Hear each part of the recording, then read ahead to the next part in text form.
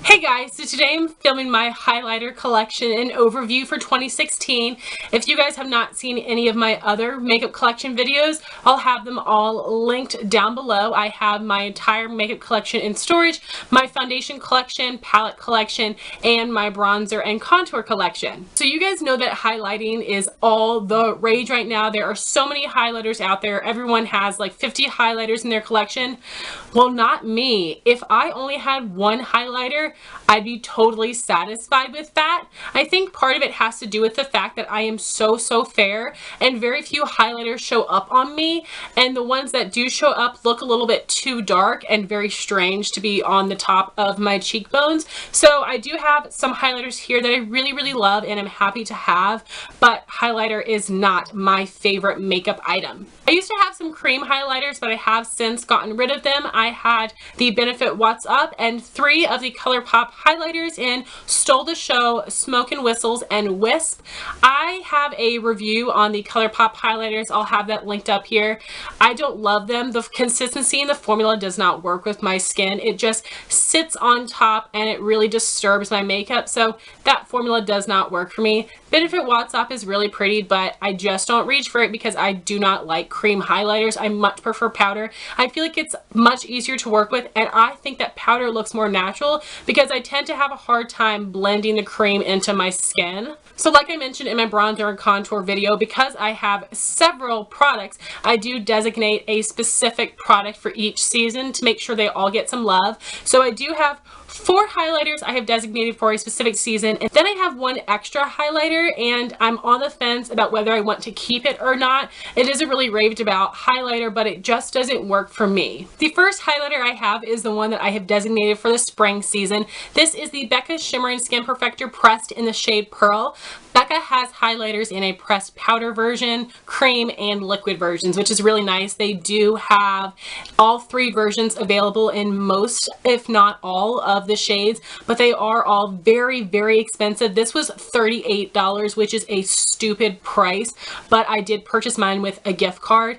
But if you're only going to purchase one of them and you think you'd use it all the time, it might be worth it to you. These are super pigmented and you need such a light amount of product, it will probably last you for the rest of your life. So the shade Pearl is a white highlight. I would only recommend this for people that are fair or light skin tone. If you're deeper than that, you can absolutely try it out, but keep in mind this is going to be very intense. But if you are a fair skin girl that has never been able to find a highlight that actually works for your skin tone, look no further because this will absolutely work for you. It will be nice and intense and bright and glowy. Here is a swatch of Becca's Pearl. I think that this is a really nice formula. I do not think it is worth $38, but I do really enjoy the shade. I'm happy to have it, and I definitely will continue and enjoy using it. Then I have the highlighter I have designated for the summer season. This is the Estee Lauder Pure Color Gelee in the shade Heat Wave. Every single gold highlighter out there is a dupe for this. Mally has a dupe, the Laura Geller Gilded Honey, Wet n Wild Hollywood Boulevard. Honestly, every gold highlighter is basically a dupe for this. So I know that this was a limited edition product that's really hard to get your hands on, but there are dupes out there. I was lucky enough to randomly come across this at a CCO, and this is a light gold highlight. It does still work on my skin tone, but only in the summertime. And the Gelee formula is really unique. It is a cream that has been transformed to a powder, and it is super duper metallic. So right here is a swatch of Estee Lauder's Heat Wave. I absolutely love this highlighter. The formula and the shade are so beautiful, but like I said, for my skin tone, I can only wear this one in the summertime.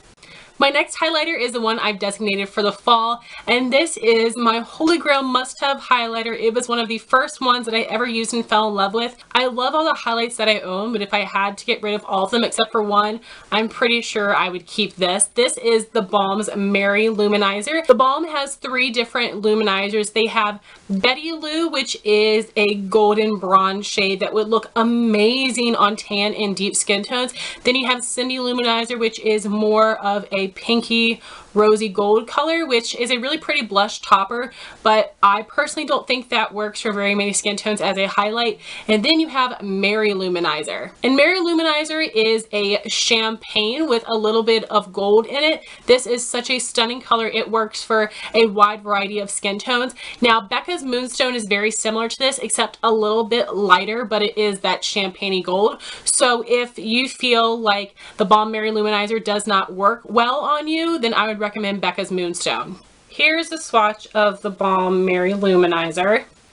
Right now, as I was filming this video, I just dug my nail into this. You don't understand how angry that makes me. I actually love the formula of this highlight the most. It is super pigmented, creamy, and smooth. It does not feel super dry or powdery. It is so creamy. It's a really smooth formula that just glides onto the skin and really melts in. I feel like this looks really natural on my skin because of the color and the formula. So definitely love this highlight. Then I have the highlighter I have designated for the winter season, and this is the MAC Extra Dimension Skin Finish in the shade Superb. The Extra Dimension Skin Finishes are limited edition, but they have been brought back several times throughout different collections, so hopefully this shade will come back. Superb is a really unique highlighter. I feel like it looks like a rose silver, super pretty, but because of that shade, I really like to only wear it in the winter time. The MAC Extra Dimension formula is basically identical to the Estee Lauder Gelee formula. It does feel like creamy when you touch it, but it is more of a hard, dry texture than something like the Becca and the Balm. So here is a swatch of MAC Superb. I really do like this formula, and this color is my go-to for winter. So the last highlight I have is the one that I am unsure of. This is the MAC Mineralize Skin Finish in the shade Soft and Gentle. So many people love this. It is like one of the most popular champagne highlighters ever.